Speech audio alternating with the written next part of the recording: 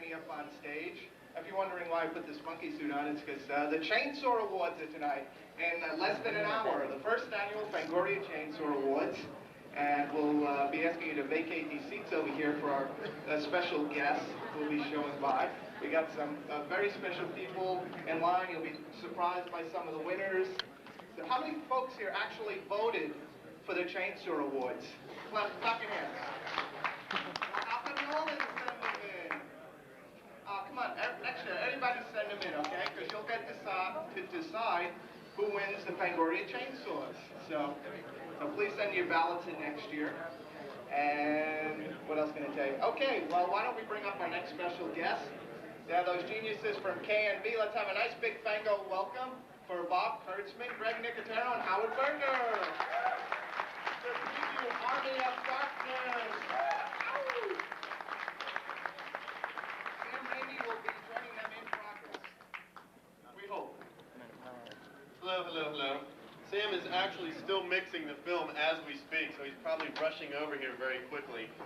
So we're going to just talk to you a little bit about the stuff that we did on the show as the boys wheel this creature up and I get out of the way. Basically, we spent almost a year working on the film. Started out last year. We had worked with Sam before on Evil Dead 2.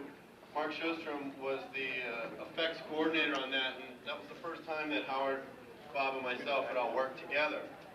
So it was kind of fun. Then when they did Army of Darkness, we kind of ended up just doing the show ourselves, which was a lot of fun. Tony Gardner also did a good portion of the effects. He designed Evil Ash character and things like that.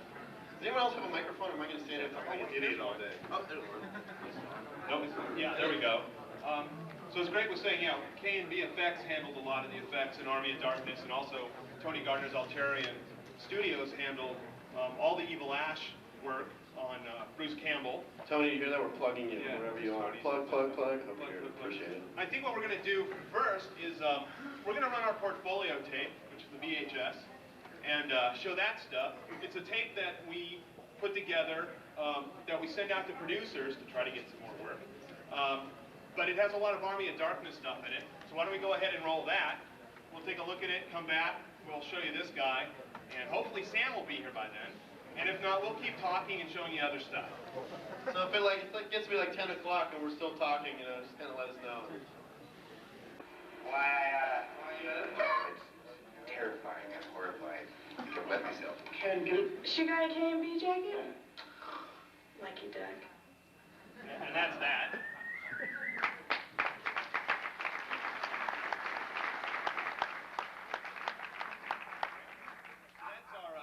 Our portfolio reel, and that shows you some of the stuff from some of the films we've done, including Army of Darkness, which is what we're really here to promote today. Why don't we go ahead and show you what this guy does? Maybe you saw him on the video. This is the Deadite captain, who is kind of second in command of Ash's troops. Okay. So basically, this was sculpted by a guy named Andy Clement. We had an amazing crew on that film.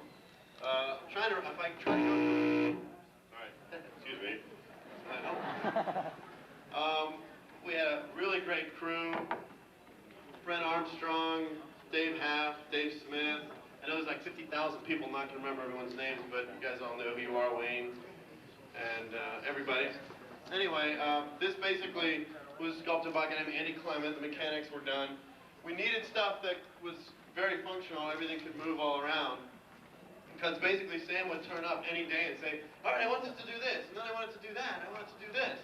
So it had to be able to do everything. The head's radio controlled, the arms is called a slave puppet. So everything that Bob does, basically, the movements are matched exactly on the puppet. So we had 2 of these, we had 8 rod puppets. We ended up making all the armor ourselves. A guy named John Bisson, who was our main illustrator, designed all the armor, did a lot of sketches, designed the winged Deadite. Anyway, so as you can see, you can get a lot of movement out of it. We had 2 of these, we had 8 rod puppets. So we shot 7 weeks of nights out in Palmdale. We had 10 people on our crew on location, and every night Sam would say, how many puppets you guys have? We go, oh, we have 10. I want 10 puppets in this shot. So every time we'd think, oh, we got a minute to breathe. Okay, just relax, sit down a minute. Then of course back, bring them all back again. They'd be digging trenches to hide all the puppeteers and stuff like that. So that's what that guy does. We also, like I said, we designed a winged creature, which you saw a little bit on the video of. A lot of that stuff, we had basically built it so that we could have it swooping down through the air and flying around. But we did a lot of shots in intravision, which is a optical process which mats in the creatures and stuff. So we didn't really have to shoot it on location. It's pretty easy. Okay, I guess we can go ahead and take a look at some footage we have from Army of Darkness that they sent over. And Sam, this is footage that we directed when Sam was late one day. Yeah, he wasn't there, so we just kind of, Bob acted in it. Right. I played the female lead. So why don't we take a look at this footage? See, I'm down now, so that way you guys are not in your way. Got yelled at.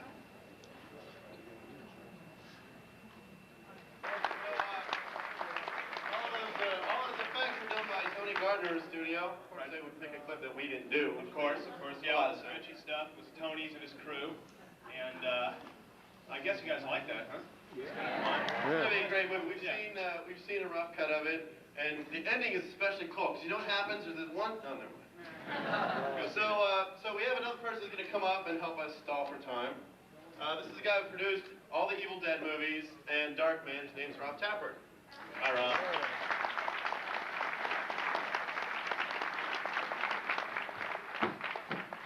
So if you want to know, how much everyone got paid, just ask him, because he's the guy for all the chat.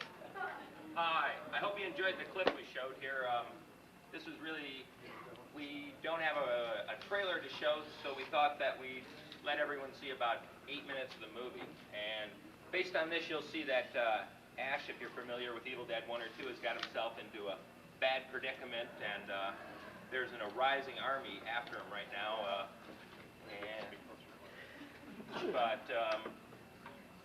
Anyone have any, I don't know what the guys at K&B have told you, but really, this Army of Darkness is an amazing effects extravaganza. There you go. Hello.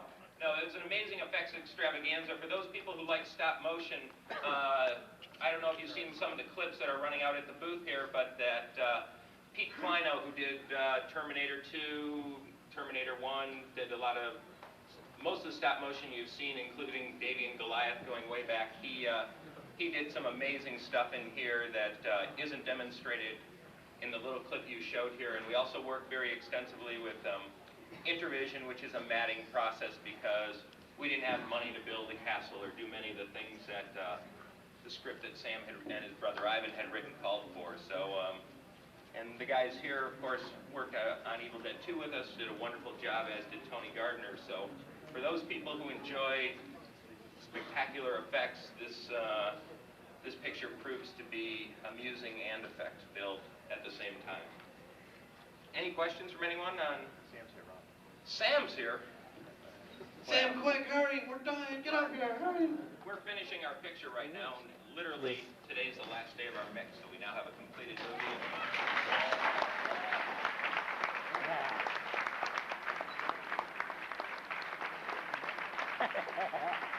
We woke them up for you, Sam. They're ready to go. Thank you, guys. Wow. Ladies and gentlemen, Sam Raimi. Good to see you. Thank you very much. Pleasure to be here. Great honor to be at this convention.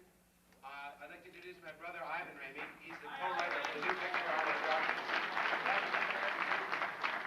Yeah. And this is Joe LaDuca, our composer on Army of Darkness. He also did the score for Evil Dead and Evil Dead 2 and a picture called Lunatics, Thou Shalt Not Kill Except, and numerous other documentaries and commercials in Detroit. And Moontrap, yeah. It's a pleasure to be here. I'm sorry that I'm late. I just came from the final mix of this new picture, Army of Darkness, and believe it or not, I'm not sure how it's going to turn out, because I left our hero, Bruce Campbell, hanging from a belt strap above a pit of deadites. And I had to leave to get out here. I hope to God he's all right. He was in a bad situation. It was a pit.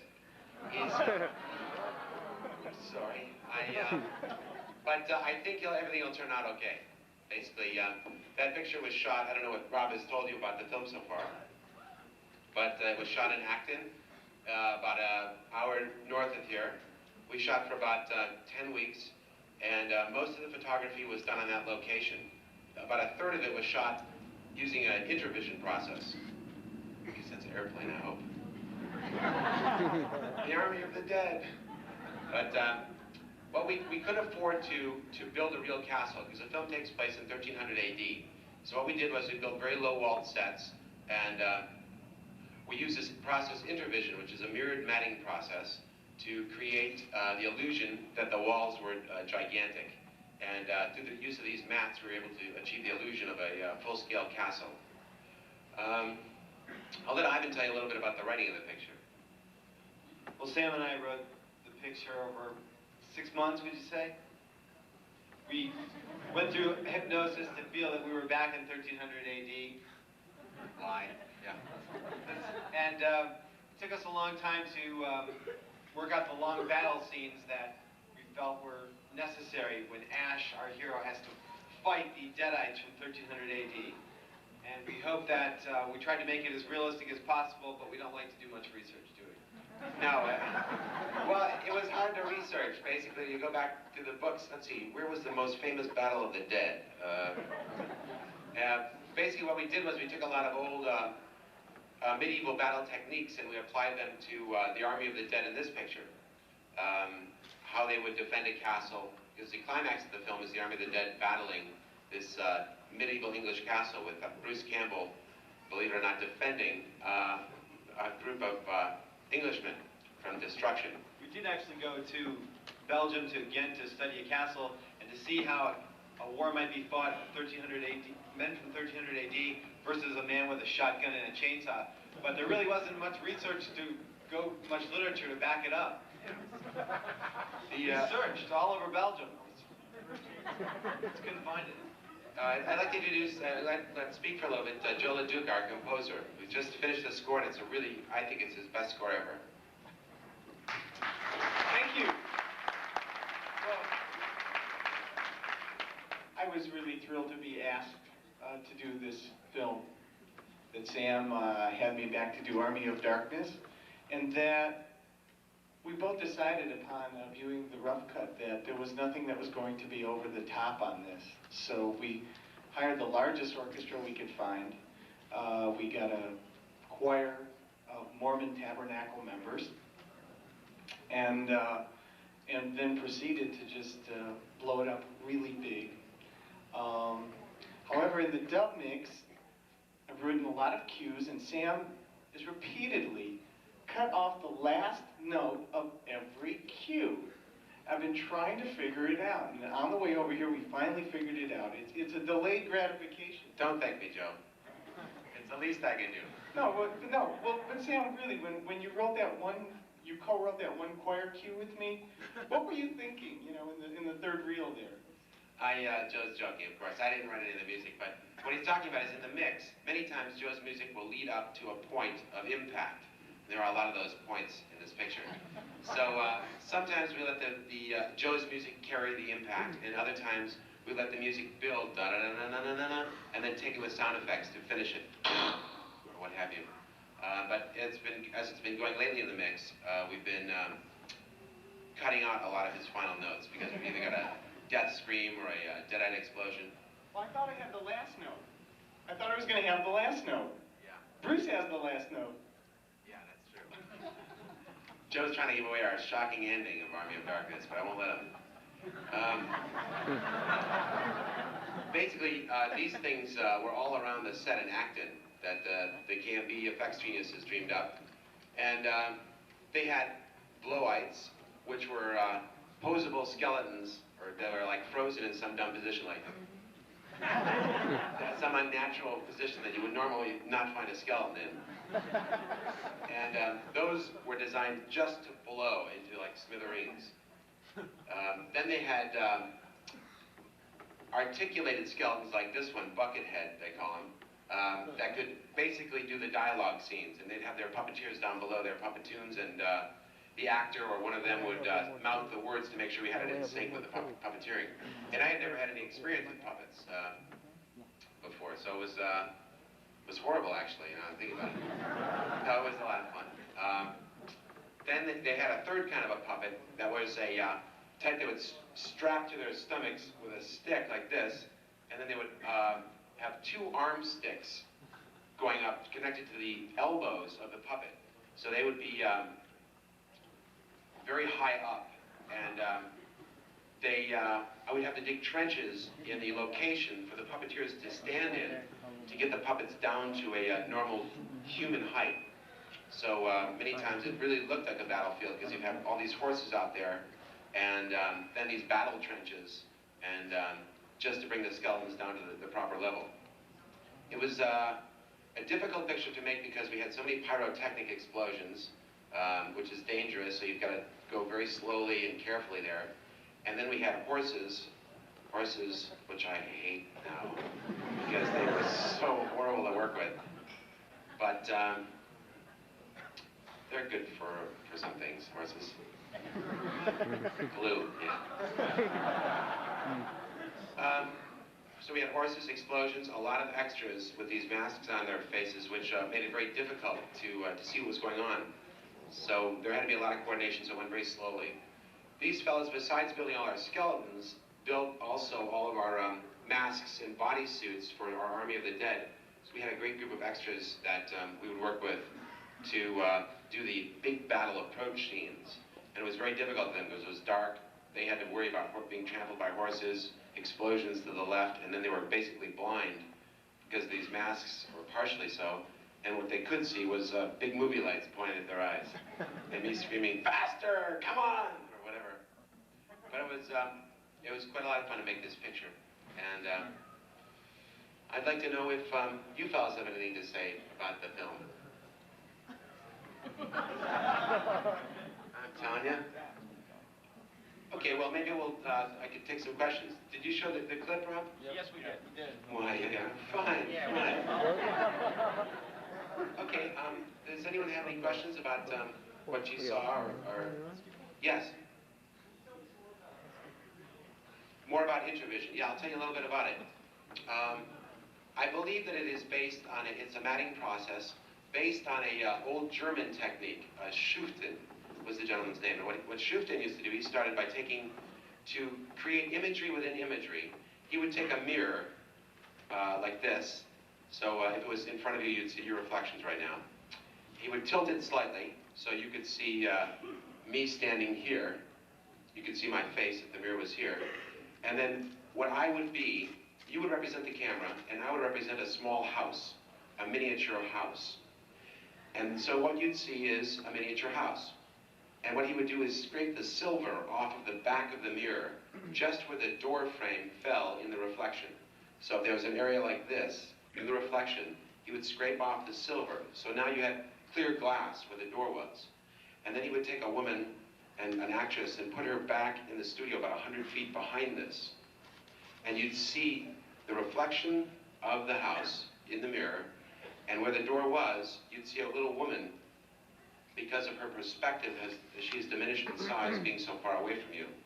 So you'd see through the scraped away piece of silver to her, and then he'd blow up the house.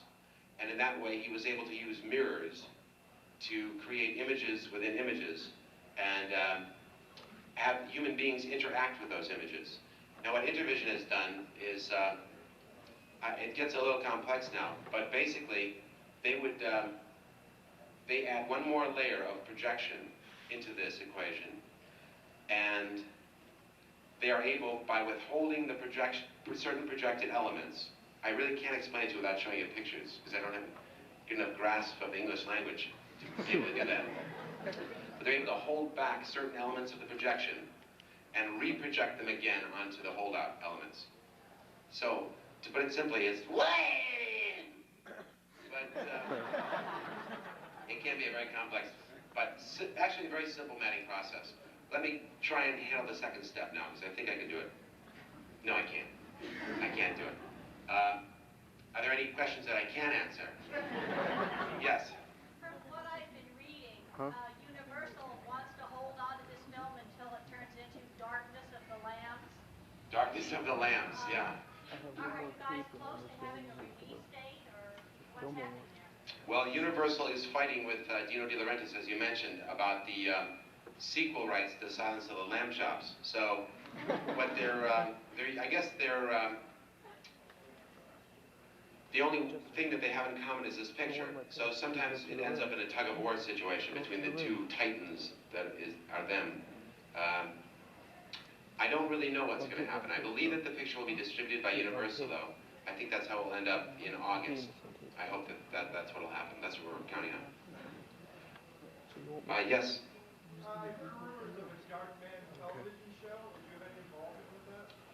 They're making a pilot for a Darkman television show, and Rob really has been involved with it, along with the guys from KMB. I've been so busy on the Darkman, on Army of Darkness, that I haven't really had time to work on it that much. But they're going to try and make a pilot for one and see if people like it. I don't know if it's going to actually get into be a show until it's approved by the studio and some people at Fox Broadcasting, but it might actually go. Yes?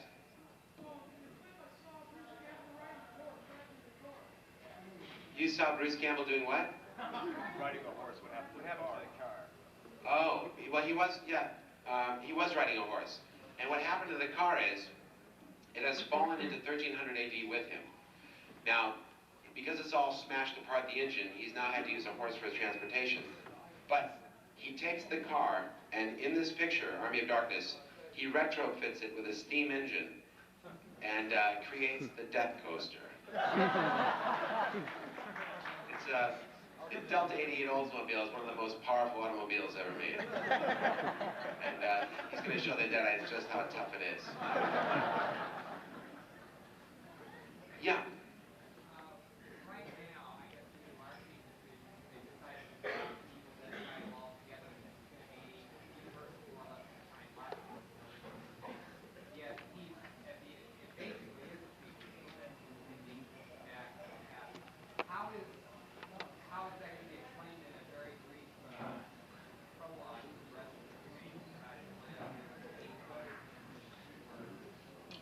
Why did they change the title to Evil Dead 3? He's from Evil Dead 3 to Army of Darkness, and how will the prologue cover the what has happened before? To summarize the question. Right. Yeah, I guess I was wondering mainly how they're dropping Evil Dead 3 out of the title. Yes, they're dropping Evil Dead 3 from the title now. They're going to try and explain very briefly in the prologue how Glenn is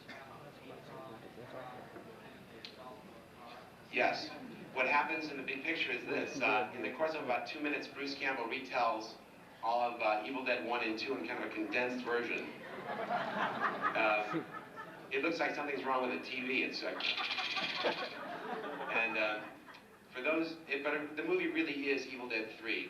I mean, that's what we always intended to make. But Universal, for them to distribute it, demanded that the title be changed to something that more than this group has heard of. Since the Evil Dead movies are appeal to about 15 people, you being like 16 of those people, they wanted a picture that they could actually get out and sell on a bigger basis, so they said, it's got to change the title here. So, therefore, we had to do a prologue to get the audience up to speed. You're out of time. Thanks very much for having all of us today. It's an honor to be here.